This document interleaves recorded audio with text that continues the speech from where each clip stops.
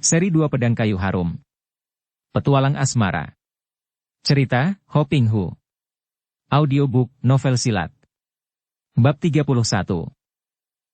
Lai Kongtek memberi hormat dengan kedua tangan di depan dadanya, penghormatan yang tidak dibalas oleh gadis itu, namun Kongtek tidak peduli karena memang dia tidak mempunyai keinginan dibalas. Chia Xiao Chia, tentu engkau tidak mengenal aku, akan tetapi 2 hari yang lalu kita bersama ayahmu, guruku, dan para tamu Kang Ou di Peklian Kau telah melawan orang-orang Peklian Kau. Namaku Lai Kongtek. Ah, sekarang aku ingat. Engkau adalah orang yang dihajar oleh ayah dan nyaris tewas di tangan ayahku. Giokeng sengaja mengemukakan hal itu karena dia menduga bahwa pemuda ini sudah cukup mendapat kesempatan untuk memamerkan jasa-jasanya ketika menolong dan membelanya. Akan tetapi dia kecelik. Lai Kongtek sama sekali tidak menonjolkan jasanya, bahkan dia menarik napas panjang dan berkata dengan suara serius. Salahku sendiri, Nona. Masih untung aku tidak tewas di tangan ayahmu, karena kelancanganku mencampuri urusan orang lain. Tapi, engkau telah berusaha untuk menolongku. Engkau telah melepas budi kebaikan kepadaku. Giokeng menambahi garam untuk memancing keluar isi hati pemuda itu yang dia anggap pasti akan menyatakan kagum dan sukanya dan kesiapannya untuk membela sampai mati. Lai Kongtek menggeleng kepala. Besok saja. Kau membikin aku malu saja, Nona Chia. Apa yang kulakukan itu tidak ada artinya sama sekali dan siapapun yang melihat suatu peristiwa yang tidak adil, tak peduli siapa yang terkena dan siapa pula yang melihatnya, pasti akan turun tangan. Hati Giokeng menjadi penasaran. Apa? Kau maksudkan andai kata yang terancam oleh ayahnya bukan aku, melainkan orang lain? Tentu saja tidak ada bedanya, aku tetap akan mencegah seorang ayah yang bijaksana memukul anaknya sendiri. Hati Giokeng kecewa. Ah, kukira tadinya, kekecewaan hatinya karena jawaban pemuda itu tidak seperti yang disangkanya, terlontar melalui mulutnya. Kau kira bagaimana, Nona? Kukira kau menolongku karena kau suka padaku. Terus terang saja Giokeng mengucapkan kata-kata ini karena ingin dia memperoleh bukti bahwa yang mendorong perbuatan pemuda itu memang demikian sehingga dia akan mendapat alasan untuk mempermainkan dan menghina laki-laki yang tinggi besar dan tampan gagah ini. Wajah Lai Kongtek berubah merah seketika. Nona, melakukan suatu perbuatan yang oleh umum dianggap baik menjadi sama sekali tidak baik dan palsu kalau berdasarkan rasa suka atau tidak suka. Giokeng makin penasaran dan terheran-heran. Baru sekarang dia berhadapan dengan seorang laki-laki yang sama sekali tidak memperlihatkan sikap manis dan menjilat kepadanya, bahkan ucapannya begitu jujur dan terus terang sehingga terdengar kasar dan tidak menggunakan basa-basi sama sekali. Akan tetapi hal ini malah membuat dia menjadi penasaran. Kalau melihat semua laki-laki jatuh bertekuk lutut kepadanya, mengaku cinta, dia merasa muak karena sudah melihat kepalsuan mereka, terutama setelah pengalamannya dengan Bukong. Akan tetapi sikap pemuda ini lain lagi, bahkan sebaliknya daripada sikap pemuda pada umumnya. Dia akan merasa amat penasaran dan turun nilai, kalau belum melihat pemuda ini pun bertekuk lutut menyatakan cinta kepadanya. Maka dia segera merubah siasat dan berkata, kalau tidak salah, gadis yang menjadi korban kekejian ketua Peklian Kau itu adalah tunanganmu, saudara Lai Kongtek? Lai Kongtek mengangguk. Memang benar demikian, dan kedatanganku bersama suhu ke Peklian Kau memang hendak mencari dia. Kami mendengar bahwa Nona Bulicun, tunanganku itu diculik oleh orang Peklian Kau. Sayang kami datang terlambat. Kau dan gurumu tidak berhasil menolong tunanganmu, akan tetapi telah dapat menolong aku dan ayahku. Bulicun itu cantik sekali, engkau tentu berduka dan kehilangan, saudara Lai. Tentu saja, aku merasa amat kasihan kepada Nona itu. Akan tetapi terus terang saja, tidak ada perasaan kehilangan di hatiku karena selamanya pun baru 1 kali aku bertemu dengan tunanganku.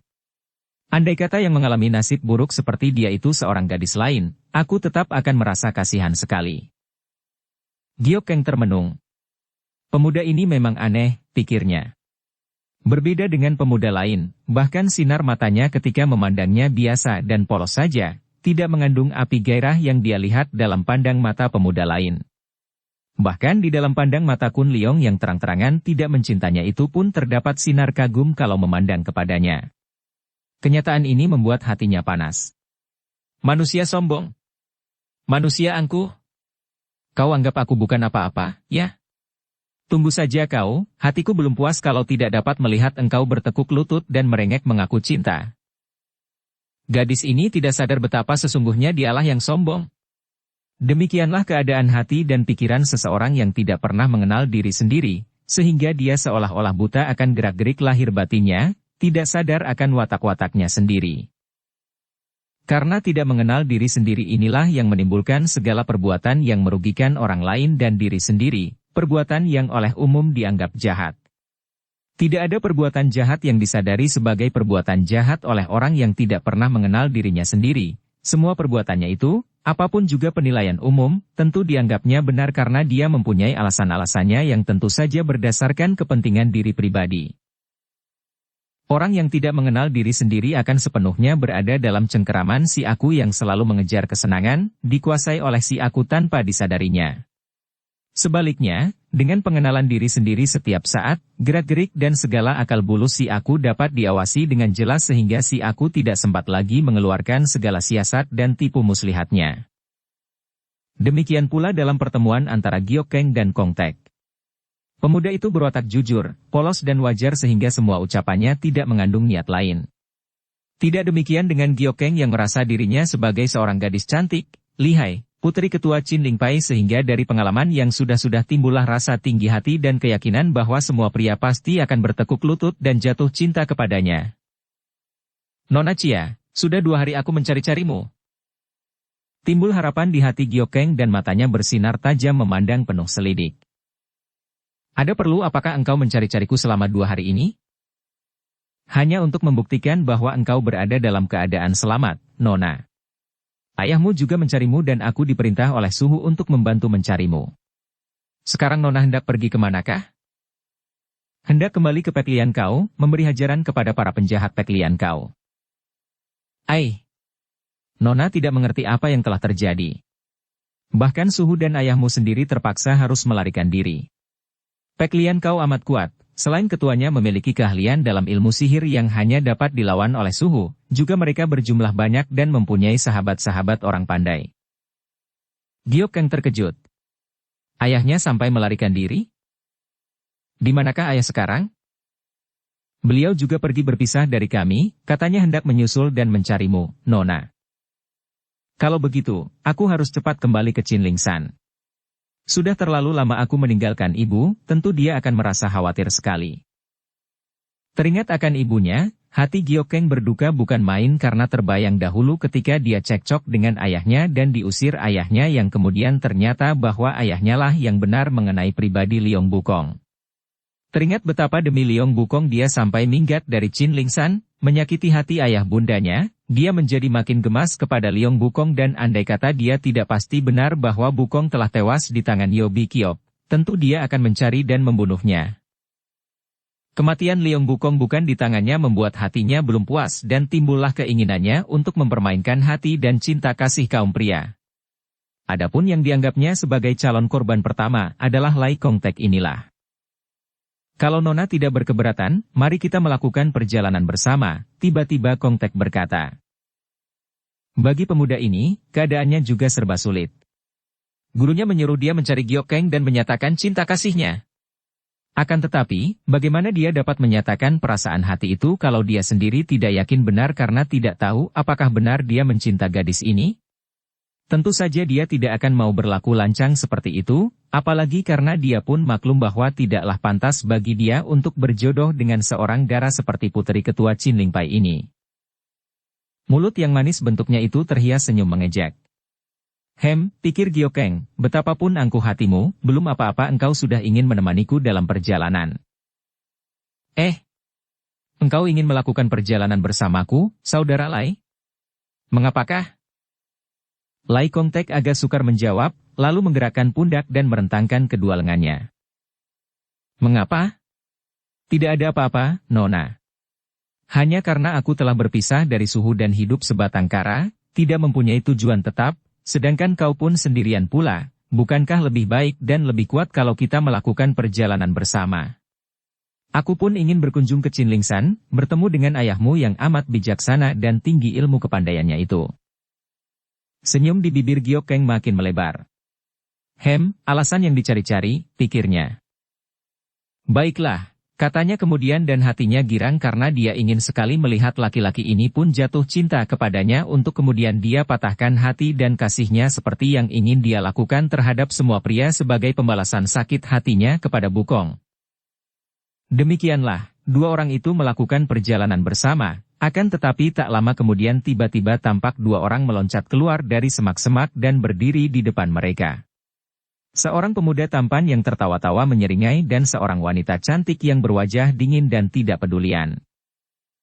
Melihat dua orang ini, Lai Kongtek terkejut karena dia tadi sudah melihat kelihayan dua orang itu ketika datang membantu Pek Lian Kau, kemudian mereka berdua pergi lari berkejar-kejaran. Akan tetapi Gyokeng tidak mengenal mereka. Biarpun pernah Ouyang Bou dan Lau Kim In datang ke Pek Lian Kau, akan tetapi karena pada waktu itu ingatan Gyokeng hilang oleh obat perampas ingatan, maka dia tidak mengenal dua orang ini. Sebaliknya, Ouyang Bou dan Lau Kim In mengenal gadis cantik ini yang tadinya hendak menikah dengan Liong Bukong di Pek Lian Kau. Hehehe, inilah pengantin wanita yang kabur. Ouyang Bou berkata sambil tertawa. Muka Gyokeng menjadi merah sekali sehingga dalam pandang mata Ouyang Bou dia tampak makin cantik. Siapakah kalian? Perlu apa menghadang di jalan? Gyokeng membentak. Hahaha, putri ketua Chin Ling Pai memang angkuh. Aku bernama Ouyang Bou dan dia ini istriku. Mendengar nama ini, berubah wajah Gyokeng. Tentu saja dia pernah mendengar nama Ouyang Bou, pemuda iblis putra mendiang Bantok Choaong Ouyang Ko. Tahulah bahwa dia berhadapan dengan musuh besar, karena ayah pemuda ini tewas di tangan ayahnya. Bagus, manusia iblis. Nah, cabut pedangmu, mau tunggu apa lagi? Bentaknya sambil menghunus pedangnya, siap untuk bertanding mati-matian karena dia sudah mendengar betapa lihainya pemuda ini. Hohohahaha. Biarpun ayahmu adalah musuh besarku, akan tetapi karena engkau calon istri Liong Bukong, kita adalah kawan-kawan segolongan. Jangan galak-galak, nona manis. Mana suamimu, Liong Bukong? Dia sudah mampus. Dan kau akan segera menyusulnya ke neraka jahanam. Gyokeng membentak. Wah, sudah mampus? Bukan main. Suami baru saja mati sudah mempunyai pacar lain lagi yang muda dan ganteng. Istriku, anak ketua Chin Ling Pai ini pintar juga, ya? Pintar dan cantik jelita. Juga pacarnya itu gagah dan ganteng. Bagaimana kalau kita manfaatkan mereka sebagai selingan kita? Lau Kim In hanya cemberut, tidak menjawab, pandang matanya kosong dan sayu karena tingkah laku dan ucapan suaminya itu merupakan pisau beracun yang menyayat-nyayat hatinya. Ouyang Bou, bersiaplah untuk mampus. Gyokeng membentak lagi. Sebagai seorang pendekar, dia tidak sudi menyerang lawan yang tidak siap sama sekali. Hehe, makin galak makin manis. Cia Gyokeng, buat apa bertanding? Lebih baik bercinta. Mari kita bertukar pasangan. Gyokeng benar-benar tidak mengerti semua ucapan orang gila itu, maka tanpa disadari lagi dia bertanya. Apa maksudmu? Hahaha, baru pengantin baru, masa tidak tahu? Kita bertukar pasangan, bertukar pacar untuk malam ini, kau tidur bersama aku dan biar pacarmu itu meniduri istriku. Iblis laknat bermulut busuk. Gyokeng tahu akan maksud yang kotor itu, maka kemarahan yang bertumpuk-tumpuk membuat dia tidak dapat menahan hatinya lagi dan serta-merta dia mengirim serangan kilat kepada Ouyang Bou. Hei, Ouyang Bou terpaksa harus menjatuhkan dirinya ke belakang dan bergulingan sampai jauh, terus melompat sambil mencabut pedang ularnya karena mendapat kenyataan betapa hebat dan berbahayanya serangan Cia Gyokeng tadi. Biarpun otaknya miring, namun Ouyang Bou adalah seorang yang berkepandaian tinggi dan memiliki kecerdikan luar biasa, maka dia cepat menyambut serangan gadis itu dengan sungguh-sungguh, bahkan juga membalas dengan serangan pedang ularnya yang amat dahsyat. Sementara itu, Lai Kongtek yang melihat betapa Gyokeng sudah bertanding dengan Ouyang Bou, juga cepat mencabut pedangnya. Dia melihat betapa wanita teman Ouyang Bowu yang dikatakan istrinya itu hanya berdiri diam, menonton dengan wajah dingin dan sikap tidak peduli, maka dia pun lalu menerjang dan membantu Gyokeng mengeroyok Ouyang Bowu. Ouyang Bowu yang lihai sekali melihat gerakan pemuda tinggi besar ini, tahulah dia bahwa tingkat kepandaian pemuda itu masih jauh kalau dibandingkan dengan dia atau Gyokeng, maka pada saat dia menggerakkan pedang ularnya menangkis pedang Gyokeng. Kakinya yang kiri meluncur ke depan menangkis sambaran pedang Lai Kongtek dan kaki kanannya cepat sekali menendang dan mengenai dada Kongtek yang sama sekali tidak menduga-duga akan serangan balasan yang demikian aneh dan cepatnya itu. Des! Tubuh tinggi besar itu terjengkang dan terguling-guling. Akan tetapi dia bangkit kembali, menggeleng-geleng kepala dan menggoyangnya untuk mengusir kepeningan, kemudian dia maju lagi dengan penuh semangat. Isteriku, kau tundukkan yang laki-laki itu. Lihat betapa gagahnya dia, tentu hebat pula sepak terjangnya dalam bercinta. Kau tangkap dia, biar ku tangkap yang perempuan. Ouyang Bowu berteriak kepada Lau Kim In, akan tetapi Kim In diam saja seperti patung menonton pertandingan yang amat hebat itu. Kalau begitu, terpaksa aku merobohkan laki-laki pengganggu ini. Ouyang Bowu bersungut-sungut, marah melihat istrinya diam saja tidak mau membantu. Lai tuako, awas! Gyokeng berteriak ketika melihat menyambarnya sinar merah yang lembut. Namun terlambat. Jarum merah yang hanya sebatang dan amat kecil itu menyambar cepat sekali, tepat mengenai paha Kongtek dan pemuda itu mengeluarkan suara gerengan, berusaha untuk mempertahankan rasa nyeri dan menyerang lagi namun dia roboh terguling. Kakinya lumpuh seketika karena racun jarum itu sudah bekerja. Kini teringatlah Gyokeng bahwa yang melukainya dengan jarum merah ketika dia dan Kun Leong dikeroyok adalah orang ini pula, maklum betapa bahayanya jarum merah beracun itu. Maka dia menjadi cemas dan pada saat itu, ketika dia melirik untuk melihat Kongtek, kakinya kena disabet oleh kaki Ouyang Bowu sehingga dia jatuh terguling. Bret, sebagian bajunya terobek oleh tangan Ouyang Bowu. Hahaha, pengantin wanita? Ternyata akulah yang menjadi pengantin prianya, hahaha, untungku.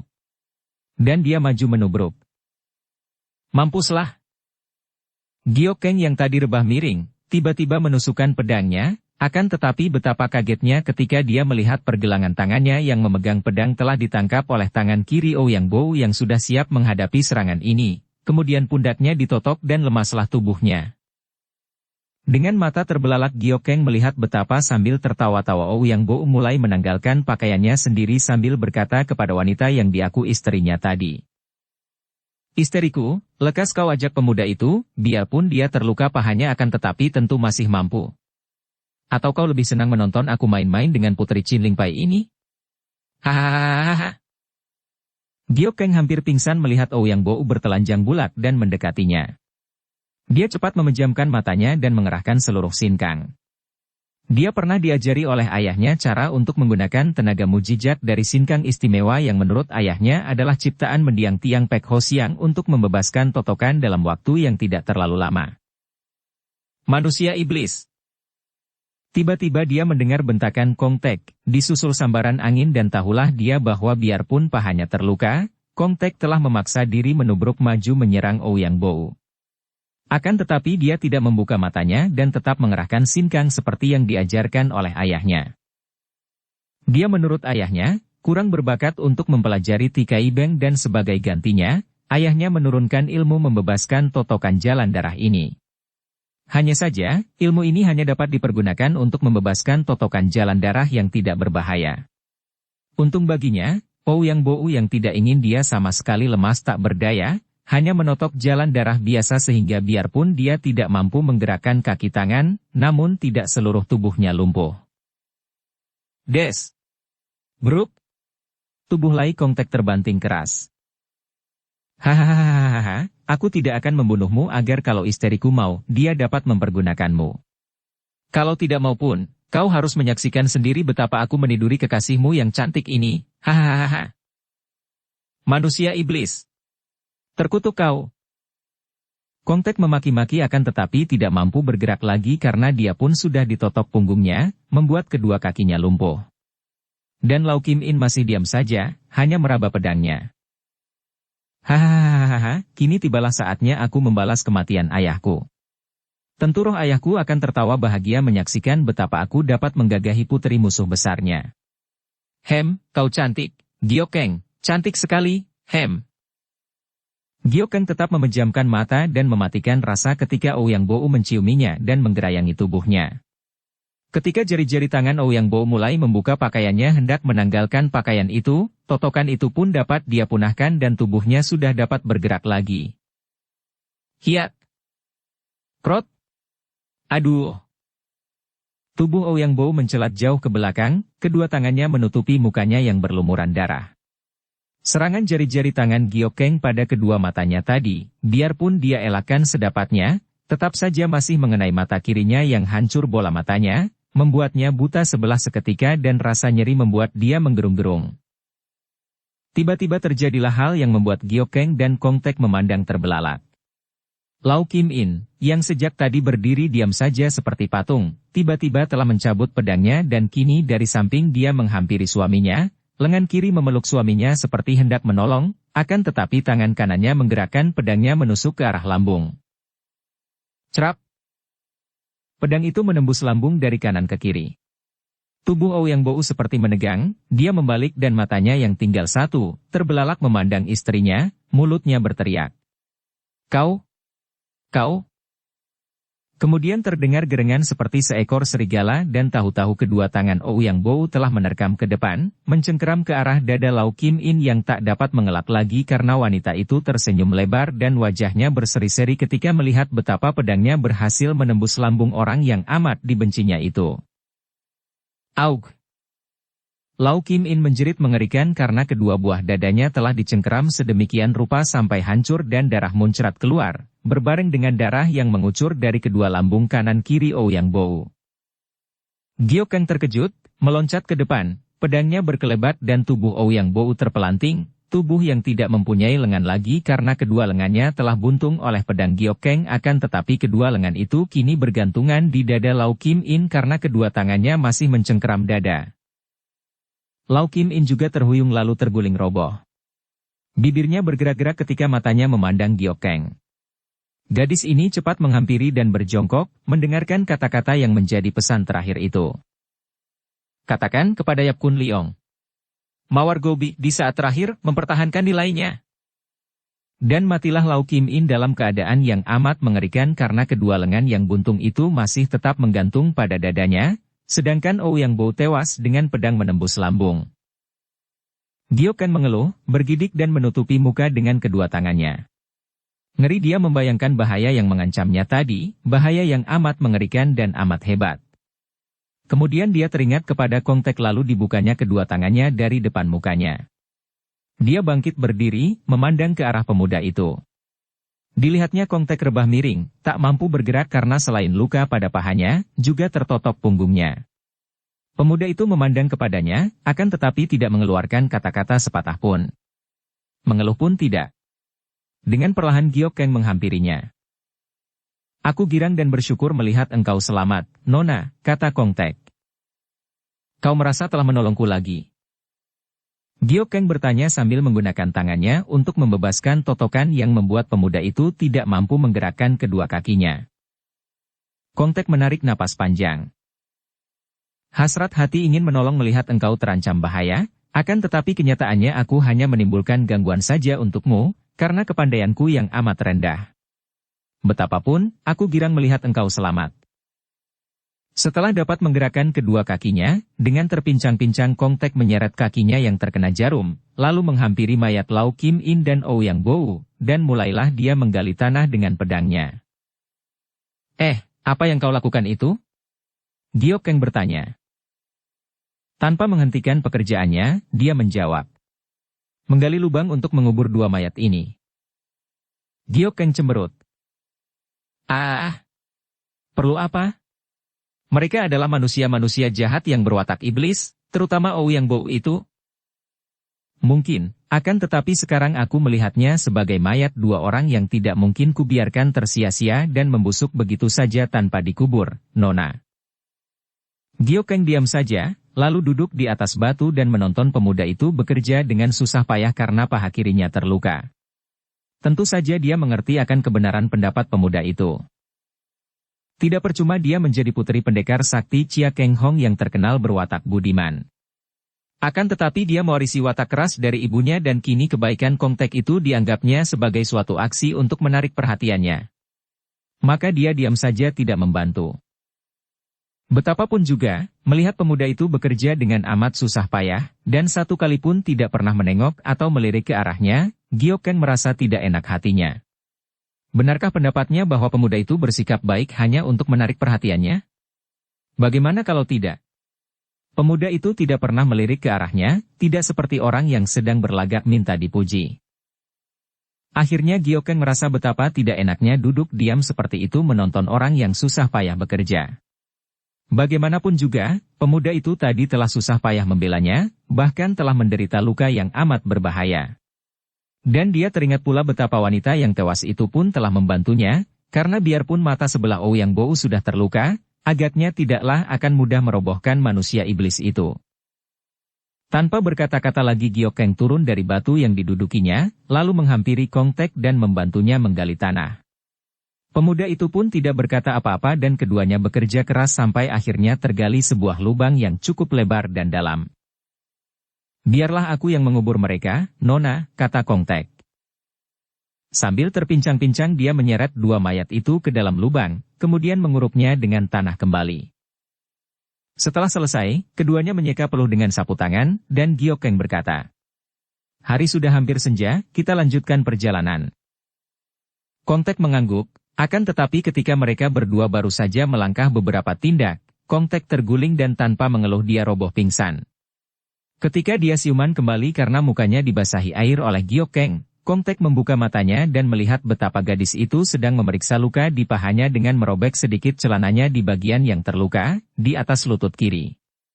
Luka itu merah dan agak kebiruan, membengkak besar.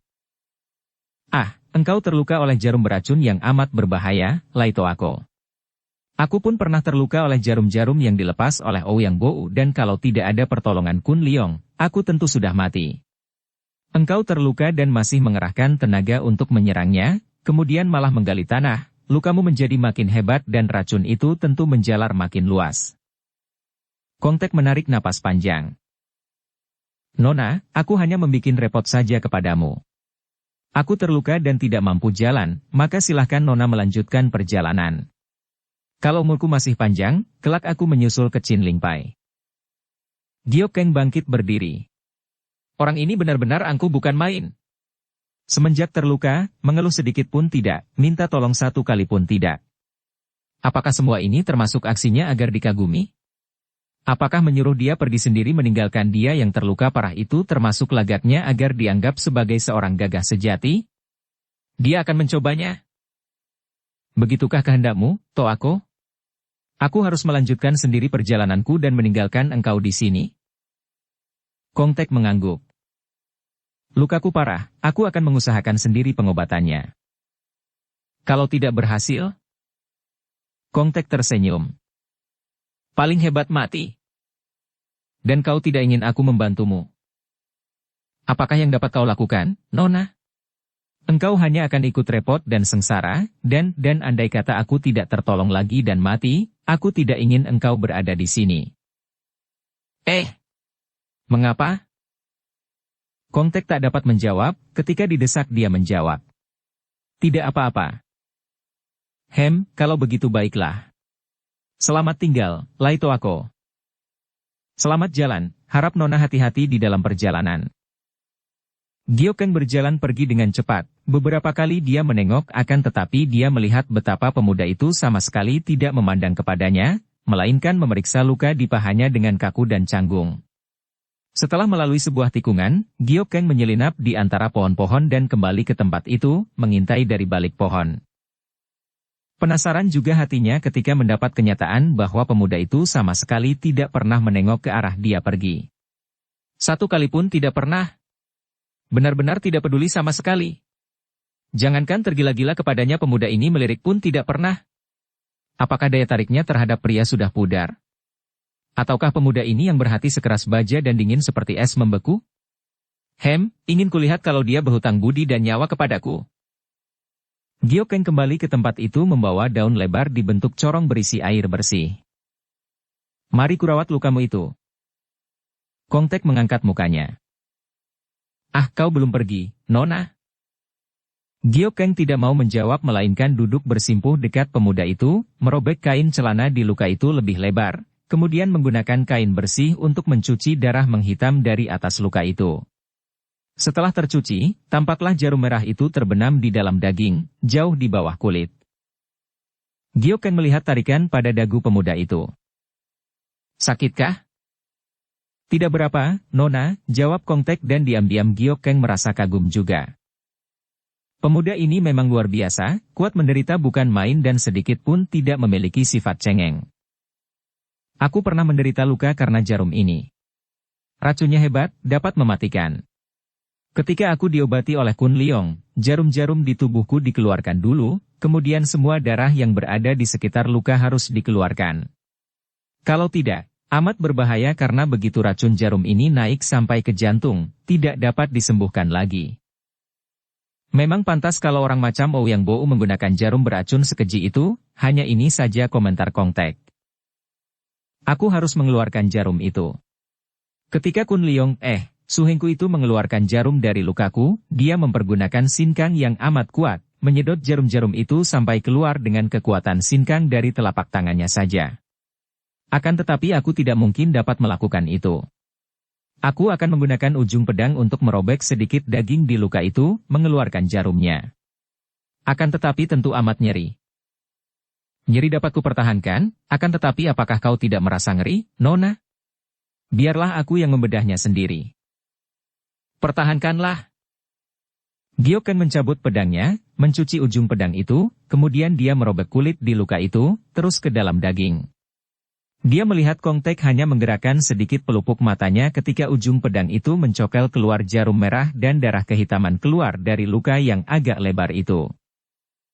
Darah itu harus dikeluarkan semua sampai keluar darah merah, Toako. Caranya harus disedot. Giok Kang maklum bahwa kalau hal itu tidak segera dilakukan, nyawa pemuda ini takkan tertolong lagi. Biarpun luka itu hanya disebabkan sebatang jarum, namun racun itu sudah menjalar sejengkal lebih di seputar luka. Pemuda ini sudah berkali-kali membelanya dengan taruhan nyawa, bahkan luka ini pun hasil membela dirinya, maka dia sendiri akan tersiksa batinnya untuk selamanya kalau sampai dia membiarkan pemuda ini mati, padahal dia dapat menolongnya. Dengan mengeraskan hatinya dia berkata, "Aku akan menyedotnya bersih seperti yang ditakutkan Yap Su Heng kepadaku kemarin dulu." "Jangan, Nona." Kong Tek sudah memegang pundak Giok Kang dan menahan gadis itu yang sudah hendak menunduk untuk menyedot luka dengan mulutnya. "Jangan. Lebih baik aku mati saja daripada membiarkan engkau melakukan hal itu. Harap jangan merendahkan diri seperti itu. Aku dapat menyedotnya sendiri. Lihat." Biarpun dengan susah payah mengangkat-angkat kakinya yang terluka dan menundukkan kepalanya sampai dalam sekali, ternyata mulut Kong Tek dapat juga mencapai luka di atas lutut itu dan dia menyedot, meludahkan darah hitam, menyedot lagi sampai tubuhnya menggigil dan mukanya pucat, napasnya agak terengah. Giok Kang memandang dan membantu, mengurut jalan darah di paha agar darahnya terkumpul di luka. Setelah melihat pemuda itu meludahkan darah merah, dia berseru girang. "Cukup, Toako. Kau tertolong sudah." Kong Tek kehabisan tenaga lalu menjatuhkan dirinya terlentang, rebah di atas tanah. "Berkat pertolonganmu, Nona," katanya terengah. Giok Kang tidak menjawab, mengambil obat luka yang selalu ada padanya, mengobati luka itu dengan sapu tangannya yang bersih. Dan 2 jam kemudian, biarpun agak terpincang-pincang, Kong Tek sudah dapat melanjutkan perjalanan di sampingnya. Diam-diam hati gadis ini makin kagum. Memang kuat sekali pemuda ini. Kuat tubuhnya, kuat daya tahannya, dan kuat pula hatinya. Akan tetapi hal terakhir ini makin membuat dia penasaran karena biarpun dia sudah memperlihatkan sikap menolong, bahkan hendak menyedot luka, pemuda itu tetap saja biasa, sama sekali tidak memperlihatkan sikap manis atau bermuka-muka, seolah-olah pemuda itu bukan melakukan perjalanan di samping seorang dara yang cantik jelita, yang telah banyak membuat laki-laki bertekuk lutut dan tergila-gila, melainkan agaknya seperti melakukan perjalanan bersama seorang teman biasa saja yang tidak ada keistimewaannya apapun juga. Hatinya kagum bercampur mendongkol karena baru 1 kali ini dia merasa tidak dipedulikan oleh seorang pria. Lama jubah merah di Tibet. Jahanam benar berani menantangku. Pendekar Chia Keng Hong mengepal tinjunya ketika dia mendengar penuturan istrinya yang berwajah pucat tentang diculiknya putranya oleh dua orang pendeta lama yang bernama Hun Beng Lama dan Lak Beng Lama, tokoh-tokoh perkumpulan agama lama jubah merah di Tibet. Wajah pendekar ini sebentar merah sebentar pucat dan kemarahan memenuhi dadanya. Aku akan segera mengejar ke sana. Tenanglah dulu, urusan ini harus kita pertimbangkan baik-baik. Selain mereka itu lihai sekali, jelas bahwa mereka itu tidak menghendaki permusuhan dengan kita, juga mereka tidak mengganggu Houji. Hal ini aku percaya benar. Yang mereka kehendaki adalah Kun Liong, entah ada urusan apa mereka dengan Kun Liong.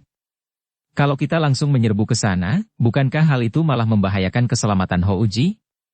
Ketika aku melawan mereka dan melihat Bun Hou berada dalam kekuasaan mereka, aku tidak berdaya dan terpaksa menyerah. Kalau kita tiba di sana dan melihat mereka mengancam anak kita, apa yang dapat kita lakukan? Sebaiknya kalau kita mencari Kun Liong dan menanyakan urusan apa yang terjadi antara dia dan mereka. Mungkin dia seoranglah yang akan dapat menolong anak kita dan suka bersama kita ke Tibet. Dengan panjang lebar Biao Eng lalu menceritakan semua peristiwa yang terjadi sepekan yang lalu kepada suaminya yang baru saja tiba ini, didengarkan oleh Keng Hong dengan muka keruh dan seringkali menggeleng kepala dan mengepal tinju.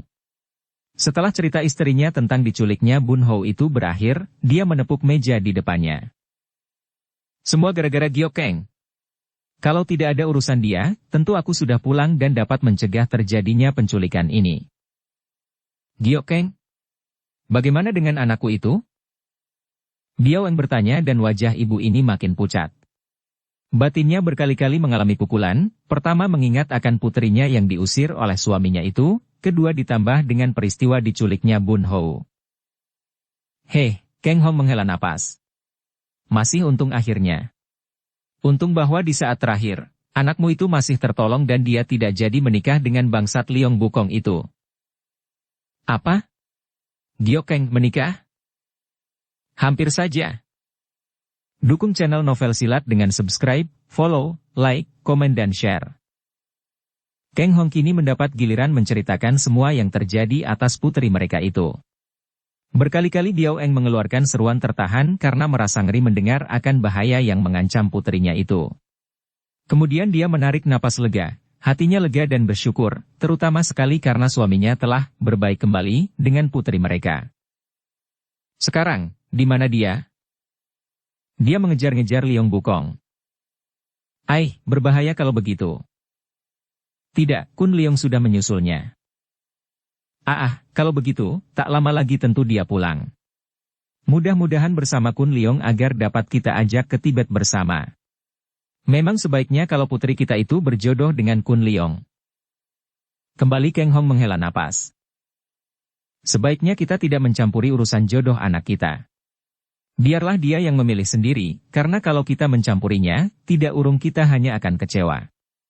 Agaknya Kun Liong dan Giok Keng tidak saling mencinta, dan di dalam peristiwa di Pek Lian Kau itu, aku malah menghadapi pinangan orang lain. Siapa? Dari Hong Kai Hoatsu yang menolong aku dan Giok Keng untuk muridnya yang bernama Lai Kong Tek, seorang pemuda yang hampir kubunuh. Dia lalu menceritakan betapa Lai Kong Tek membela Giok Keng.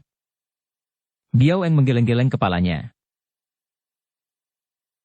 Memang sukar mengurus soal cinta-mencinta orang-orang muda. Padahal, di dalam cinta-mencinta antara pemuda-pemudi itu terdapat banyak sekali persoalan rumit dan banyak bahaya mengancam, terutama di pihak wanita.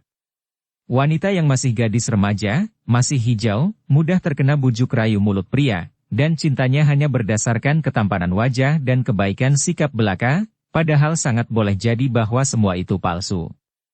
Dahulu sudah kunasihati Kenji agar berhati-hati. Ku beritahu bahwa seorang calon suami yang baik adalah seorang laki-laki yang dapat menjaga kehormatan sang kekasih, yang memperlakukan kekasihnya itu dengan penuh pengharapan dan penghormatan sebagai seorang calon suami yang ingin melihat calon istrinya itu dalam keadaan murni. Kalau ada seorang laki-laki yang membujuk pacarnya untuk melakukan perzinahan, maka jelas bahwa cintanya itu hanya cinta berahi belaka, dan dia tidak menghargai calon istrinya, tidak menghormatinya, tega menyeret calon istri dan calon ibu anak-anaknya ke dalam lumpur perjinahan yang akibatnya selalu ditanggung oleh si wanita sebagai aib. Namun betapa banyak gadis yang membutakan mata akan hal ini, setelah terlanjur dan terlambat, baru menyesal, penyesalan yang tidak ada gunanya sama sekali. Melihat istrinya bicara secara bersemangat itu, Kang Hong lalu merangkulnya dan mengajaknya masuk ke dalam. Dia tahu betapa menderita batin istrinya memikirkan kedua orang anak mereka. Memang kita harus tenang, istriku. Urusan Gyokeng sudah bebas dari bahaya, hanya tinggal Bun Hou. Kita harus mencari jalan yang sebaiknya untuk menolong anak kita itu. Pada saat itu, Kui Kintea datang menghadap Suhu, guru, dan Subonya, ibu gurunya, melaporkan bahwa ada utusan dari kota raja ingin bertemu dengan suhunya. Dari kota raja? Kang Hong berseru dengan kaget. Mereka dipimpin oleh Tio Chiang Kun. Ai, tentu dari Tetai Chiang Kun, Panglima Besar Te. Kang Hong dan istrinya bergegas keluar dan cepat mereka menyambut dengan hormat dan gembira ketika melihat bahwa yang datang adalah Tio Hok Guan, pengawal Tehu yang telah lama menjadi sahabat mereka, seorang kakek pengantuk tinggi kurus yang terkenal dengan julukan Ban Kin Kui, iblis bertenaga selaksakati, bersama dua orang pengawal lain yang menjadi pembantu-pembantu tetapnya, yaitu Kui Siang Han dan Song Qin. Ah, kiranya Tio Toako yang datang berkunjung. Selamat datang. Selamat datang. Tio Hok Guan memberi hormat diikuti oleh Kang Hong dan istrinya. Mudah-mudahan saja keadaan Tai Hiap dan Li Hiap selama ini baik-baik saja, katanya. Suami istri itu merasa tertusuk batinnya, akan tetapi sambil menekan batin mereka tersenyum dan mempersilakan tiga orang tamunya duduk di ruangan dalam dan para pelayan dan anak murid Chin Ling Pai segera mengeluarkan suguhan minuman sekedarnya. Kunjungan kami ini memenuhi perintah Tetai Jin untuk menyerahkan surat beliau kepada Tai Hiap. Silakan Tai Hiap membacanya dan baru kita dapat mengadakan perundingan. Tio Hok Guan berkata sambil menyerahkan sesampul surat dengan sikap hormat. Karena surat itu mewakili pembesar Tehu, maka Kang Hong berlutut dan menerimanya dari tangan perwira pengawal itu. Kemudian dia duduk lagi dan membuka sampul surat dan membaca isi surat yang singkat itu. Ke Tibet? Serunya dengan suara terkejut dan juga girang. Mendengar seruan ini, serentak Biao Eng merampas surat dari tangan suaminya dan membacanya. Kiranya di dalam surat itu, Panglima Tehu minta bantuan Kang Hong agar menemani Tio Hok Guan yang dikuasai untuk menghubungi pemerintah di Tibet. Sungguh kebetulan. Biao Eng juga berseru setelah membaca surat itu. Kami berdua pun merencanakan hendak pergi ke sana. Ah, begitukah? Agaknya ada urusan penting sekali maka Jiwie hendak pergi ke barat. Tio Hok Guan berkata dengan heran juga karena keperluan apakah yang memaksa suami istri itu akan pergi ke tempat asing dan penuh rahasia itu? Suami istri itu saling pandang dan keduanya mufakat untuk menceritakan urusan mereka kepada Tio Hok Guan, dan mereka pun percaya kepada dua orang perwira pengawal yang menjadi pembantu Ban Kin Kui itu. Di antara sahabat baik tidak ada rahasia, kata Kang Hong. Karena yakin bahwa Sambi tidak akan membocorkan urusan kami ini. Sesungguhnya, baru sepekan yang lalu, putra kami Chia Bun Hou yang baru berusia 5 tahun telah diculik dan dibawa pergi oleh dua orang lama jubah merah ke Tibet. Kini 3 orang pengawal itulah yang terkejut sekali. Lama jubah merah? Sungguh aneh. Satu di antara tugas kita di Tibet nanti juga berkenaan dengan perkumpulan agama lama jubah merah itulah. Chia Kang Hong dan istrinya menjadi terheran-heran dan ingin sekali mendengar penuturan Tio Hok Guan. Harap Tio Toako cepat menceritakan apa gerangan yang akan menjadi tugas kita di Tibet. Tio Hok Guan lalu bercerita. Kiranya pemerintah kerajaan Beng ingin berbaik dengan para negara tetangga yang terdekat, dan satu di antaranya tentu saja adalah kerajaan Tibet yang sesungguhnya dikuasai oleh para lama, sedangkan rajanya hanya boneka belaka.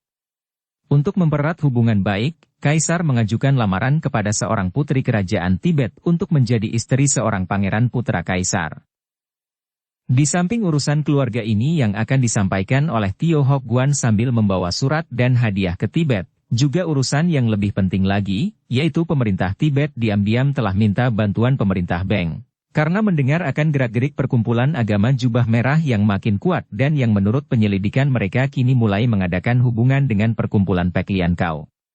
Mereka merencanakan persekutuan untuk merobohkan dan merampas kekuasaan di Tibet yang kalau berhasil kelak akan dipegang oleh para lama jubah merah, dan sebagai imbalannya Tibet akan mengerahkan pasukan membantu Pek Lian Kau memberontak terhadap kerajaan Beng. Sebetulnya, urusan pemberontakan inilah yang lebih penting. Tio Hokuan menutup ceritanya. Akan tetapi, mengapa mengutus Toako dan dibantu oleh kami berdua? Mengapa Tetai Jin tidak mengirim pasukan saja yang kuat untuk menundukkan para calon pemberontak itu? Tidak semudah itu, Tai Hiap.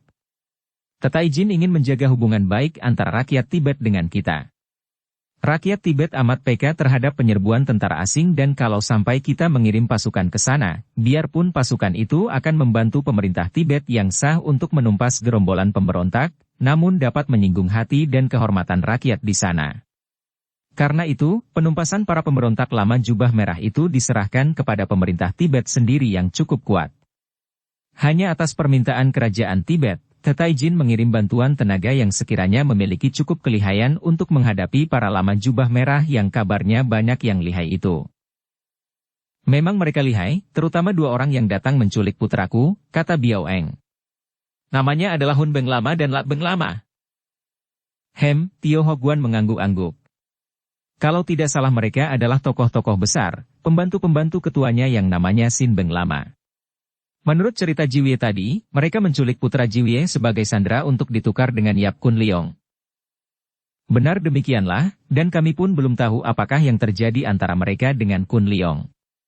Karena itu, sebaiknya kalau Kun Leong dapat membantu dalam tugas kita ini, selain dia dapat menyelamatkan anak kami juga kepandaian anak itu sudah cukup tinggi untuk memperkuat tenaga kita menghadapi para lama jubah merah. Sebaiknya demikian, Tai Hiap. Akan tetapi di manakah adanya Yap Sicu? Justru ini yang membingungkan kami karena sampai sekarang dia belum juga muncul. Akan tetapi mudah-mudahan saja tidak lama lagi dia datang ke sini, kata Keng Hong. Biarlah kami akan membantu dengan menyebar para penyelidik untuk mencari Yap Sicu, Tai Hiap. Bila kita berangkat ke Tibet. Menurut perintah Tetai Jin, jika Jiwie setuju, sebulan lagi Jiwie diharapkan datang ke kota raja dan kita berangkat bersama. Setelah mengadakan perundingan semalam suntuk, pada keesokan harinya 3 orang tamu itu meninggalkan Chin Lingsan dan agak legalah hati Chia Keng Hong dan istrinya. Tentu saja mereka mengharapkan bantuan Kun Leong yang dikehendaki oleh para lama jubah merah untuk menukar putra mereka. Akan tetapi dengan adanya peristiwa yang kebetulan itu, andai kata tidak dapat mengajak Kun Leong pun, mereka memperoleh bantuan yang besar, bukan hanya datang dari 3 orang pengawal Panglima Tehu, melainkan terutama sekali pasukan pemerintah Tibet yang hendak membasmi lama jubah merah yang hendak memberontak. Bermacam perasaan mengaduk hati Kun Leong ketika dia berpisah dari Yo Bikiok dan adik kandungnya, Yap In Hong. Tentu saja dia merasa berduka dan kecewa, bahwa adiknya, satu-satunya keluarganya di dunia ini, menolak untuk pergi bersamanya. Akan tetapi di samping rasa kecewa dan duka ini, terdapat juga rasa lega dan girang karena hatinya boleh merasa tentram mengingat bahwa adik kandungnya ternyata masih hidup dan aman berada di dalam perlindungan Yo Bikiok yang telah menjadi seorang wanita sakti karena mewarisi pusaka yang seharusnya tersimpan di dalam bokor emas. Dalam perlindungan Bikiok, adiknya tentu akan aman sentosa dan bahkan memperoleh pendidikan ilmu yang tinggi. Juga, andai kata adiknya itu memilih dia dan ikut bersamanya, tentu dia tidak akan dapat leluasa mencari Hong Ing. Andai kata demikian, agaknya dia pun akan terpaksa menitipkan In Hong kepada orang lain, tentu saja paling tepat menitipkannya ke Chin Lingsan, karena dia tidak mau membawa adik kandungnya yang masih kecil itu ke Tibet dan menempuh perjalanan yang penuh bahaya.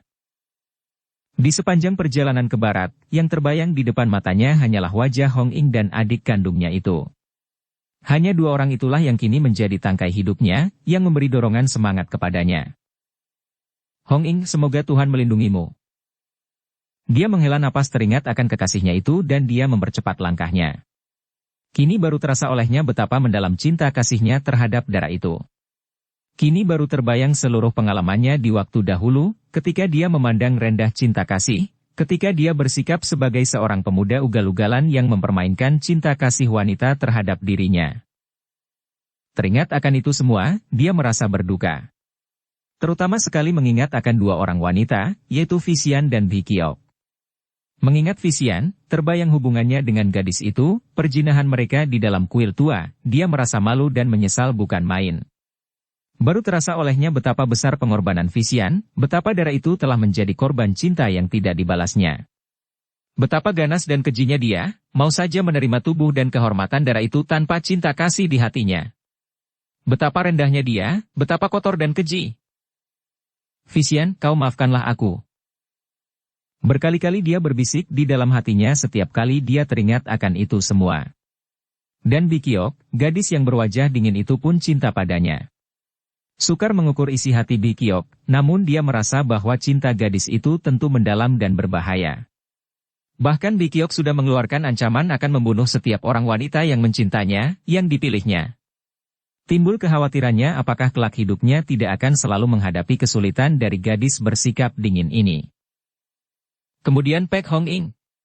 Wajahnya berseri-seri dan matanya bersinar-sinar setiap kali dia teringat kepada Hong Ing, akan tetapi segera menyuram kalau dia teringat akan kebodohannya sendiri.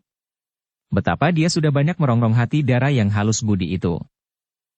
Terbayanglah kembali semua pengalamannya bersama Hong Ing semenjak pertemuannya dengan Nico, itu sampai perpisahan mereka di Pulau Kosong. Betapa sekarang tampak jelas olehnya cinta kasih darah itu terhadap dirinya yang tiada taranya. Dan dia, si tolol, si canggung dan dungu, selalu menyakiti hati darah itu dengan ketololannya dengan perantaraan kata-katanya, sikapnya. Bahkan dalam saat terakhir sebelum mereka berpisah, dia sudah menikam ulu hati kekasihnya itu dengan ujung pedang beracun yang amat menyakitkan, yang berupa kata-kata setolol-tololnya. Ingin dia menampar kepalanya sendiri, kepala yang kini sudah berambut panjang, hitam dan lebat itu, kalau dia teringat akan semua itu. Bagaimanakah nasib Hong Ing? Dia tidak dapat mengira-ngira karena dia tidak tahu betul apakah dua orang pendeta lama itu bermaksud buruk terhadap kekasihnya ataukah tidak. Betapapun juga, kalau dua orang pendeta itu mempunyai niat buruk, keselamatan kekasihnya terancam bahaya hebat. Dua orang pendeta lama itu amat lihai. Akan tetapi, kalau benar mereka itu adalah para susiok Hong Ing, tentu tidak akan terjadi sesuatu atas diri kekasihnya itu. Apapun yang akan terjadi, dia harus menemukan gadis itu dan melihat dengan mata sendiri bahwa Hong Ing berada dalam keadaan selamat. Hatinya agak lega kalau dia mengingat bahwa besar kemungkinan dua orang pendeta itu tidak ingin mengganggu Hong Ing, karena kalau berniat buruk, mengapa susah payah mengajak darah itu pergi? Siapa yang akan dapat mencegah mereka kalau mereka itu berniat buruk terhadap Hong Ing, ketika mereka tiba di Pulau Kosong dahulu itu dan setelah dia sendiri dirobohkan oleh mereka? Tidak, mereka pasti tidak akan berbuat buruk terhadap Hong Ing. Kelegaan hatinya ini hanya sebentar saja membuat wajahnya berseri karena kembali dia teringat kepada Visian. Dia akan melewati Sichuan, apa salahnya kalau dia singgah di tempat tinggal Visian? Kabarnya gadis itu bersama dua orang suhengnya tinggal bersama guru mereka, pendekar Gak Liong yang terkenal sekali di Sichuan. Mengapa tidak? Kalau belum bertemu dengan Visian dan melihat keadaan gadis itu baik-baik saja dan mendengar sendiri dari mulut gadis itu bahwa kesalahannya telah diampuni, tentu Visian akan merupakan pengganggu ketenangan hatinya di masa depan. Karena kini merasa yakin bahwa Hong Ing pasti tidak akan dicelakakan oleh para pendeta lama yang lihai itu, Kun Liong mengambil keputusan untuk mencari Visian di Sichuan, karena perjalanannya memang melewati tempat itu jadi bukan berarti pembuangan waktu yang terlalu banyak. Memang benar seperti dugaannya, tidaklah sukar mencari tempat tinggal Gak Liong di Sichuan karena hampir semua orang mengenal, siapakah Gak Taihiap, pendekar besar Gak, yang telah banyak berjasa di Sichuan, sejak dia membantu paman gurunya, yaitu Panglima Tehu untuk membasmi para pemberontak dan para penjahat sehingga daerah itu menjadi aman dan penghuninya hidup makmur. Dia memperoleh keterangan bahwa Gak Taihiap tinggal di tepi sungai yang menjadi anak sungai yang Cekiang di luar kota Mianing. Ternyata tempat itu sunyi sekali dan memang Gak Liong sekarang setelah tua tidak mencampuri lagi urusan dunia ramai sehingga setiap urusan selalu diselesaikan oleh 3 orang muridnya, bahkan jarang sekali pendekar tua ini menemui tamu. Tempat tinggalnya di tepi sungai itu hanya merupakan sebuah bangunan kayu yang sederhana namun suasananya di situ hening dan menyenangkan. Setelah memperoleh keterangan jelas, pagi hari itu berangkatlah Kun Liong ke tempat yang ditunjukkan orang dan menjelang tengah hari tibalah dia di tepi sungai dan sudah tampaklah bangunan tempat tinggal Gak Liong itu.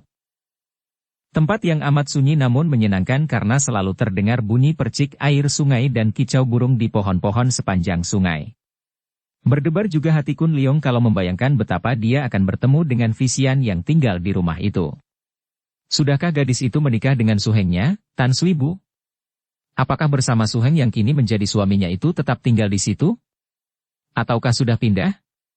Dia hanya ingin melihat Visian sekali lagi, melihat betapa keadaannya selamat dan baik-baik saja, dan melihat sinar mata yang telah memaafkannya. Barulah hatinya akan lega dan dia akan dapat melanjutkan perjalanannya ke Tibet mencari Hong Ing dengan hati tenang. Akan tetapi sunyi sekali di luar pondok itu. Kun Leong yang berada di seberang sungai melihat sebuah jembatan kecil yang terbuat daripada bambu disambung-sambung. Tidak semua orang akan berani melewati jembatan macam itu, karena sekali terpeleset, akan terjungkal ke dalam sungai yang permukaannya amat dalam, merupakan tebing yang curam dan banyak batu-batu yang runcing tajam mengerikan. Kun Leong tidak ragu-ragu lagi, segera melintasi jembatan penyeberangan itu dengan langkah ringan tanpa berpegang kepada bambu melintang di atas jembatan itu. Begitu dia tiba di seberang, di depan rumah yang menghadap ke tebing sungai itu, tiba-tiba muncul sesosok bayangan dari belakang sebatang pohon dan sinar pedang yang menyilaukan menyambar ke arah lehernya. Singgi. Kun Leong cepat mengelak dan meloncat ke belakang, memandang kepada penyerangnya yang memegang sebatang pedang yang berkilauan saking tajamnya. Orang itu adalah seorang laki-laki yang usianya sudah mendekati 50 tahun, sikapnya gagah, tubuhnya tinggi kurus dan sepasang matanya bersinar tajam. Iblis dari Peklian kau, sudah lama aku menanti kedatanganmu. Suruh Tojiao Lomo keluar, tidak usah dengan suhu, cukup dengan aku. Hei, bukankah Toako adalah Poasuit? Toa Suheng dari Visian. Tiba-tiba Kun Leong memotong kata-kata penuh tantangan dari orang itu. Orang itu memandang terbelalak, akan tetapi karena dia tidak mengenal Kun Leong, dia menjawab dengan kaku. Benar. Aku Poasuit, mewakili suhu untuk menghadapi manusia-manusia jahat macam. Nanti dulu, Toako. Aku sama sekali bukan iblis Peklian kau, apalagi teman Tojiao Lomo. Orang itu menarik kembali pedangnya yang sudah bergerak hendak menusuk Kun Leong, melangkah mundur 3 kali dan memandang penuh perhatian, matanya masih menyorotkan keraguan dan kecurigaan. Melihat sikap Kun Leong bukan seperti seorang musuh, dia menjadi heran lalu bertanya. Siapakah engkau? Kun Leong mengelus rambut di atas telinga kanannya, tersenyum. Toako, beberapa tahun yang lalu, kepalaku gundul dan aku pernah bertemu dengan Toako, Sutemuhan Suibu dan Sumomuliam Visian. Aku Yap Kun Leong. Poasuit teringat dan menghela napas panjang sambil menyarungkan pedangnya, lalu menjura. Maafkan aku, Yap Penghiong, orang gagah siap. Biarpun baru 1 kali bertemu, aku sudah banyak mendengar tentang engkau dari kedua adik seperguruanku. Tidak mengapa, Toako. Karena lupa, maka Toako menyangka aku musuh. Akan tetapi, mengapakah di tempat yang damai dan aman ini Toako agaknya menanti datangnya musuh? Orang tinggi kurus itu kembali menarik napas panjang. Mari kita masuk ke dalam, Yap Enghiong, dan akan kuceritakan apa yang telah terjadi. Karena memang dia hendak mencari Visian, Kun Leong mengangguk dan mengikuti Toa Suheng, kakak seperguruan pertama, dari Visian itu memasuki pondok yang kelihatan amat sunyi itu. Setelah mempersilakan Kun Leong duduk, Poasuit lalu bercerita. Memang tidak keliru dugaanmu tadi, Yap Enghiong. Aku menyangka engkau adalah seorang di antara musuh-musuh yang sudah mengancam akan menyerbu tempat ini. Beberapa hari yang lalu, selagi suhu bersamadi seperti biasa, lapat-lapat aku mendengar suara orang yang diteriakkan dari jauh mempergunakan tenaga kaikang sehingga terdengar jelas dari tempat ini. Suara itu mengaku suara Tojiao Lomo yang mengancam suhu, akan datang membunuh suhu dalam beberapa hari ini. Nah, ketika engkau muncul, tentu saja aku mengira bahwa engkau adalah musuh itu. Dan bagaimana keputusan Galo Cianpue tentang ancaman itu? Poasuit menghela napas panjang. Suhu tenang-tenang saja bahkan menjawab dengan sabar, mempersilakan musuh itu datang. Suhu hanya berpesan kepadaku agar aku menjaga datangnya musuh dan melaporkan kepada Suhu kalau musuh itu datang. Tentu saja aku tidak bisa bersabar seperti Suhu menghadapi musuh yang mengancam nyawa Suhu.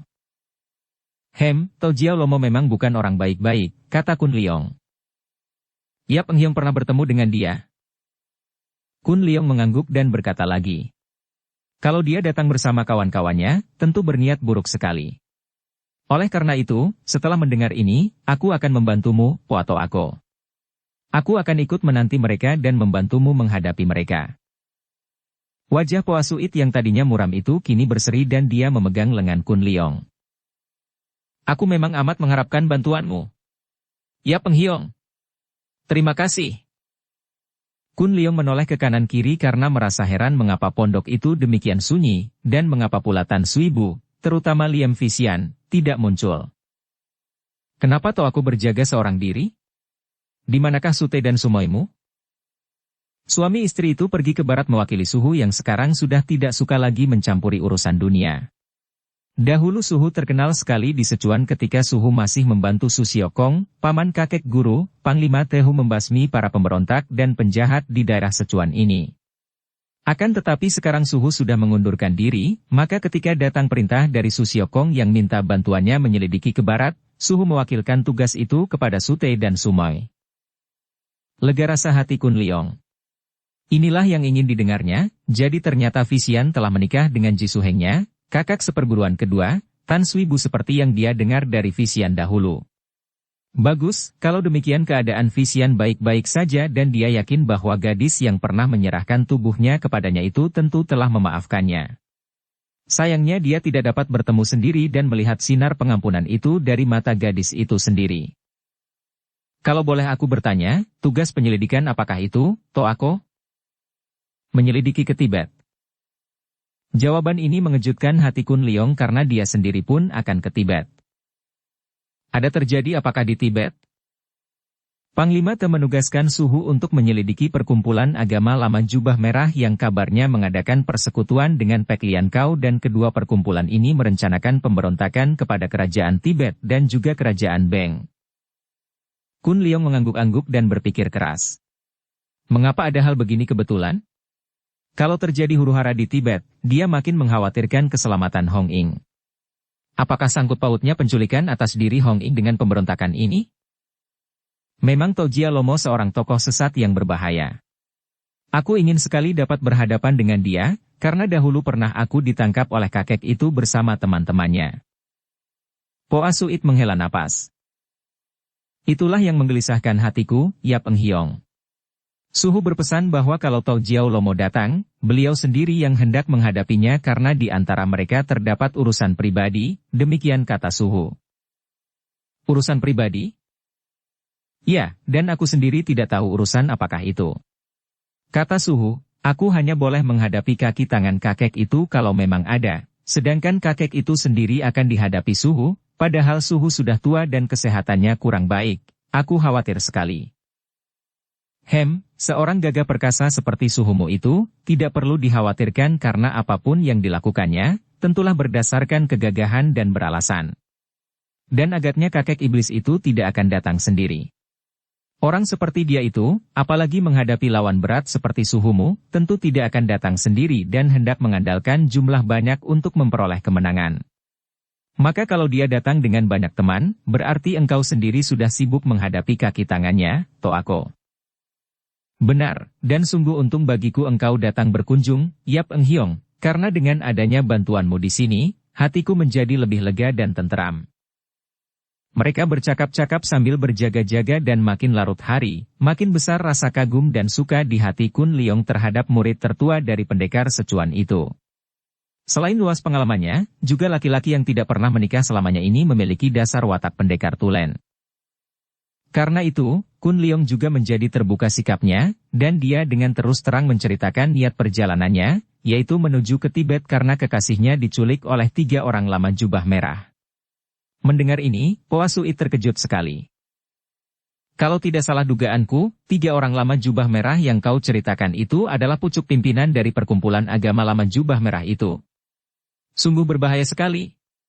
Aku mendengar bahwa ilmu kepandaian mereka bertiga itu seperti iblis, amat sakti. Karena itu, Suhu juga memberi peringatan kepada Sute dan Sumoi yang menyelidik ke sana agar berhati-hati dan menghindarkan bentrokan, menyamar sebagai penduduk biasa, yang hendak bersembahyang dan minta berkah. Hari berganti malam dan yang mereka tunggu-tunggu pun datanglah. Mula-mula terdengar teriakan dari jauh sekali, teriakan yang dibawa angin dan yang datang karena pengerahan Kaikang yang cukup kuat. Tua Bangka Shiga. Aku datang memenuhi janji.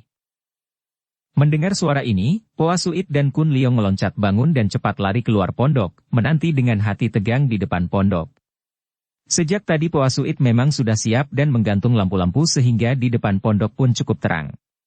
Sebatang pedang tergantung di pinggang murid tertua dari Gak Leong ini.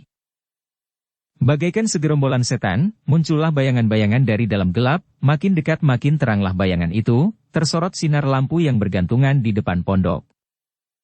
Di depan sendiri tampak Tao Jiao Lomo yang sudah dikenal oleh Kun Leong.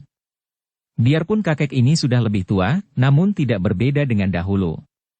Tinggi kurus, kepala botak dan bentuknya seperti kura-kura, membawa sebatang tongkat pendek yang ujungnya berbentuk cakar setan, punggungnya agak melengkung dan matanya dari muka yang menunduk karena bongkoknya itu selalu melirik dari bawah, amat tajam.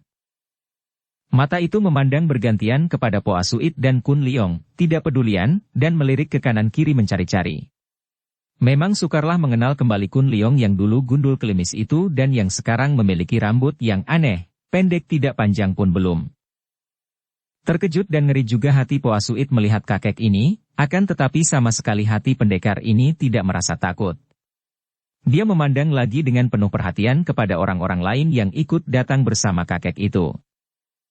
Ada 10 orang banyaknya dan melihat pakaian mereka seperti pendeta berwarna kuning dengan lukisan teratai putih di bagian dada, Poa Suit tidak merasa heran dan mengertilah dia bahwa mereka adalah orang-orang Pek Lian Kau.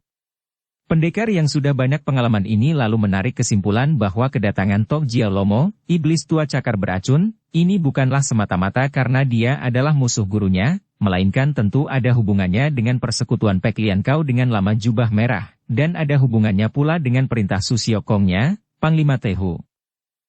Tentu Pek Lian Kau dan kakek ini maklum bahwa gurunya adalah murid keponakan Tehu dan seorang pembantu yang aktif dari Panglima itu.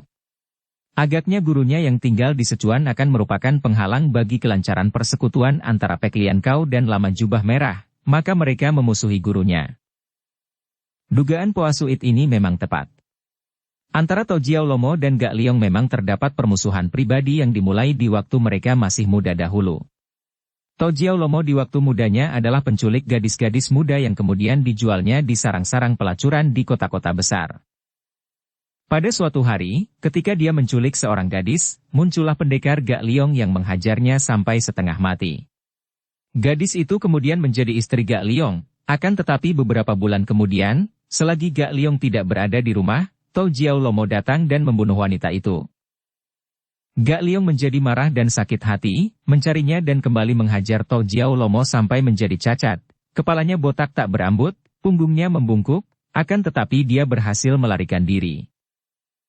Demikianlah, antara kedua orang ini timbul permusuhan dan entah sudah berapa belas kali mereka bentrok dan bertanding, akan tetapi selalu pihak Tok Jiao Lomo yang kalah dan selalu dapat melarikan diri. Tok Jiao Lomo terus menggembleng dirinya dan demikian pula Gak Leong. Setelah menjadi murid keponakan Tehu, Gak Leong menghentikan permusuhan itu dan mengundurkan diri, akan tetapi tentu saja selalu siap menghadapi kalau Tok Jiao Lomo mencarinya. Ketika Pek Lian Kau mengadakan hubungan dengan Lama Jubah Merah, Tao Jiao Lomo telah menggabungkan diri dengan Pek Lian Kau. Maka, mendengar bahwa demi kelancaran persekutuan dengan Lama Jubah Merah pendekar Sichuan harus dienyahkan dulu, apalagi mengingat bahwa pendekar itu adalah pembantu Tehu, serta merta Tao Jiao Lomo mengajukan dirinya sebagai petugas yang akan membasmi pendekar Sichuan. Tentu saja sekali ini dia tidak mau gagal dan minta dibantu oleh 10 orang tokoh Pek Lian Kau yang cukup tinggi kepandaiannya. Manusia Shiga, kenapa kau sembunyi saja? Keluarlah menerima kematian. Tao Jiao Lomo berseru dengan lagak sombong. Sekali ini dia yakin akan dapat mengenyahkan musuh besar itu karena dia dibantu oleh 10 orang Pek Lian Kau yang tangguh. Poa Suit hendak melangkah maju, akan tetapi dia didahului oleh Kun Leong yang sudah meloncat ke depan kakek itu sambil berkata, Tao Jiao Lomo, sejak dahulu kau selalu membuat kacau dan melakukan kejahatan saja. Melihat seorang pemuda remaja bersikap kurang ajar dan berani menegurnya, kakek itu menjadi marah sekali. Kau mampuslah. Tongkatnya menyambar dan cakar setan yang mengandung racun amat berbahaya itu menyambar ke arah muka Kun Leong. Memang kakek itu tidak main-main dan bukan hanya menggertak sambal belaka. Sikap dan teguran Kun Leong itu baginya sudah menjadi alasan cukup untuk membunuh pemuda ini. Plak! Plak! Aug! Tubuh kakek itu terhuyung ke belakang dan dengan mata terbelalak dia memandang pemuda yang berdiri dengan tersenyum itu. Hampir dia tak dapat mempercayai kalau tidak mengalaminya sendiri. Pemuda yang masih remaja itu bukan saja berani menangkis tongkatnya yang ampuh itu, bahkan menangkis 2 kali dan membuat dia terhuyung-huyung karena tongkatnya itu membalik bertemu dengan tenaga yang amat dahsyat. Kau siapakah? Bentaknya, mukanya berubah karena dia maklum bahwa pemuda ini adalah seorang yang memiliki kesaktian hebat. Tojia Lomo. Pernah kau bersama Markus dan pasukan pemerintah yang kau bohongi menangkap aku untuk memperebutkan Bokor Pusaka? Kakek itu melongo, masih tidak mengenal Kun Liong. Ketika itu kepalaku tidak berambut. Hai! Kau si gundul keparat itu? Kakek itu makin kaget dan kembali tongkatnya sudah diangkat. Tahan! Tiba-tiba berkelebat bayangan orang dan tahu-tahu di situ telah muncul seorang kakek lain yang berpakaian sederhana seperti petani, tubuhnya kurus dan wajahnya agak pucat, namun sikapnya gagah dan berdiri tegak. Suhu! Poa Suit berkata. Dialah Tacu dan Ya Penghiong yang menghadapi penjahat-penjahat ini. Silakan Suhu beristirahat. Gak Liong, kakek itu, menoleh kepada muridnya. Suit, kau mundurlah. Kemudian dia menghadapi Yap Kun Liong sambil berkata. Yap Sicu, namamu sudah banyak kudengar, terutama dari 3 muridku. Terima kasih atas bantuanmu, akan tetapi, untuk menghadapi Tok Jia Lomo ini, terpaksa harus aku sendiri yang menghadapinya. Antara dia dan aku terdapat urusan lama, urusan pribadi yang tidak boleh dicampuri orang lain. Kun Liong membungkuk dan berkata hormat. Saya mengerti, Lo Cianpue. Dan saya tidak akan berani lancang mencampuri, hanya akan membantu Poato aku kalau iblis tua ini berlaku curang dan mengerahkan kaki tangannya mengeroyok. Hehehe, Gak Liong. Engkau sudah berpenyakitan mau mampus masih berlagak sombong. Lomo, kita sama-sama tua dan marilah kita selesaikan urusan lama tanpa membawa-bawa yang muda. Kalau para anggota peklian kau di belakangmu itu mencampuri urusan kita, terpaksa aku membiarkan Yap Sicu dan muridku untuk turun tangan pula. Hehehe, siapa yang mau curang? Aku akan menghadapi sendiri, 1 lawan 1 sampai seorang di antara kita mampus. Tentu aku percaya bahwa pendekar secuan yang terkenal gagah itu tidak akan mengandalkan orang muda untuk mengeroyok aku orang tua. Kata Tojiao Lomo sambil melirik ke arah Kun Liong. Kakek ini memang cerdik. Begitu bentrok dengan Kun Liong dia maklum bahwa pemuda itu merupakan lawan yang paling berat, maka dia sengaja memancing dengan kata-kata ini. Aku bersumpah tidak akan membiarkan siapapun mencampuri urusan kita. Mari kita selesaikan sampai mati urusan pribadi kita sebelum usia tua merenggut nyawa kita. Bagus. Bersiaplah kau untuk mampus, Gak Liong. Tojiao Lomo berteriak dan dia sudah menyerang ke depan. Trang. Tra. Pendekar dari secuan itu telah menggerakkan tongkatnya pula dan balas menyerang. Terjadilah pertandingan yang amat seru dan mati-matian. Kun Liong menonton dengan hati khawatir. Memang, pada dasarnya ilmu silat pendekar secuan itu lebih kuat, namun Tok Jiao Lomo mempunyai gerakan liar yang ganas dan mengandung banyak gerak tipu. Kalau saja pendekar secuan itu tidak sedang dalam keadaan lemah karena penyakit, tentu dia lebih kuat. Akan tetapi kakek itu sudah lemah sehingga setiap tangkisan atau serangannya tidak dapat menggunakan tenaga sepenuhnya dan beberapa kali dia terhuyung-huyung, sungguh pun setiap serangannya membuat lawan terdesak hebat. Poa Suit yang sudah mencabut pedangnya dan berdiri di dekat Kun Liong, juga menonton dengan alis berkerut karena dia merasa gelisah sekali melihat gurunya yang sedang tidak sehat itu harus menghadapi seorang lawan sedemikian tangguhnya. Namun dia juga tidak berani mencampurinya dan hanya merasa mendongkol mengapa kaki tangan Tok Jiao Lomo tidak segera bergerak sehingga dia mendapat kesempatan untuk mengamuk. Andai kata tadi Tok Jiao Lomo tidak merasakan kelihayan Kun Liong, tentu dia sudah mengerahkan teman-temannya untuk mengeroyok. Akan tetapi melihat kelihayan pemuda itu, dia berlaku cerdik. Lebih baik dia tidak mengerahkan teman-temannya agar di pihak Gak Liong, pemuda lihai itu pun tidak dapat turun tangan mencampuri. Dia tahu bahwa Gak Liong amat lihai, akan tetapi melihat keadaan musuh besarnya ini sedang tidak sehat, dia merasa yakin akan dapat mengalahkannya. Dengan penuh semangat dia terus menerjang dan menggerakkan tongkat cakar setan itu secepatnya sambil mengerahkan tenaga seadanya pula. Namun Gak Liong bukanlah seorang yang hijau. Dia telah memiliki pengalaman puluhan tahun dan karena sering bertanding melawan musuh besarnya ini, dia sudah mengenal sifat ilmu silat lawan. Maka biarpun dia sedang lemah, dengan ilmu silatnya yang amat hebat, sealiran dengan kepandaian silat Tehu, dia mulai mendesak lawannya. Tiba-tiba Tojiao Lomo memekik panjang. Tongkatnya bergerak cepat dan tangan kirinya memukul dengan telapak tangan terbuka, itulah pukulan baru yang telah dilatihnya baru-baru ini, untuk dipakai sebagai bekal jika menghadapi musuh besar ini. Gak Liong agak terkejut, tidak mengira bahwa pukulan-pukulan tongkat cakar itu yang dilancarkan secara hebat kiranya hanya merupakan pancingan belaka, karena pukulan tangan kiri itu yang kini datang seperti kilat menyambar ke arah dada dan kepalanya. Cepat dia menjatuhkan diri ke kiri dan melihat lowongan baik, tongkatnya meluncur ke depan. Plak! Cerok! Aug!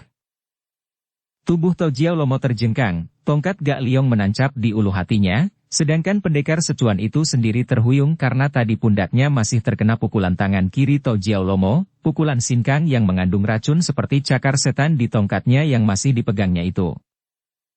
Tubuh Tojiao Lomo berkelojotan dan dari mulutnya terdengar kata-kata terputus-putus. Aku cinta padanya, kau telah merampasnya, maka ku bunuh dia, hanya kalungnya yang menjadi penggantinya, ini, ku kembalikan kalungnya padamu. Gak Liong. Melihat seuntai kalung bermata batu kemala berbentuk hati, wajah Gak Liong membayangkan keharuan. Itulah kalung yang diberikannya kepada istrinya dan yang kemudian lenyap ketika istrinya terbunuh oleh Tojiao Lomo. Kini kalung itu berada di tangan kiri Tojiao Lomo yang diulurkan kepadanya. Keharuan membuat dia kurang waspada dan dia lalu membungkuk hendak menerima kalung itu dari tangan Tojiao Lomo yang sudah sekarat. Galo Cianpue, awas! Kun Liong berteriak namun terlambat. Ketika Gak Liong mendekati Tojiao Lomo dan hendak mengambil kalung dari tangan bekas musuh itu, tiba-tiba tongkat cakar setan menyambar. Dia mengelak namun kurang cepat dan pelipis kepalanya kena dicakar. Gak Liong mengeluh dan roboh terguling, kalung istrinya itu digenggamnya erat-erat. Terdengar Tojiao Lomo tertawa-tawa kemudian berkelojotan dan tewas seketika bersama dengan tewasnya Gak Liong yang tidak dapat mengeluh lagi. Suhu! Poa Suit berteriak, akan tetapi pada saat itu, 10 orang Peklian Kau sudah bergerak dengan senjata mereka menyerbu.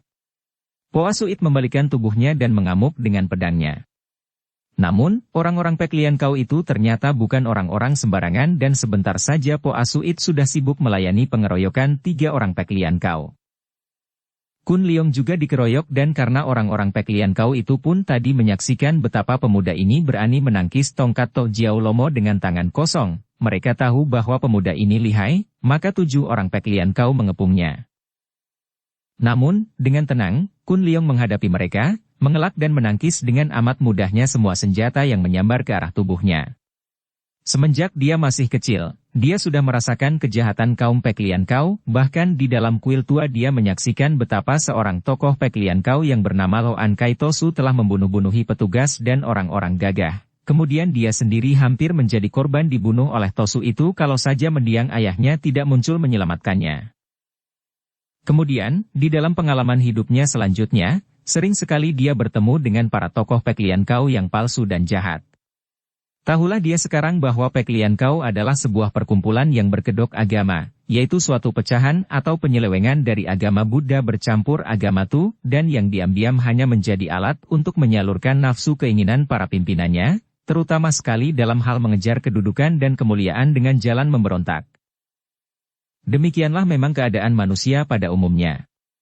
Semenjak kecil, kita dididik dan digembleng oleh tradisi dan kebudayaan, dibina oleh cara pendidikan yang sudah diakui dan dibenarkan oleh masyarakat, untuk bercita-cita, untuk mengejar sesuatu, untuk berambisi dan menunjukkan mata kita jauh ke depan untuk menjangkau dan meraih sesuatu yang kita kehendaki dan yang belum terdapat oleh kita.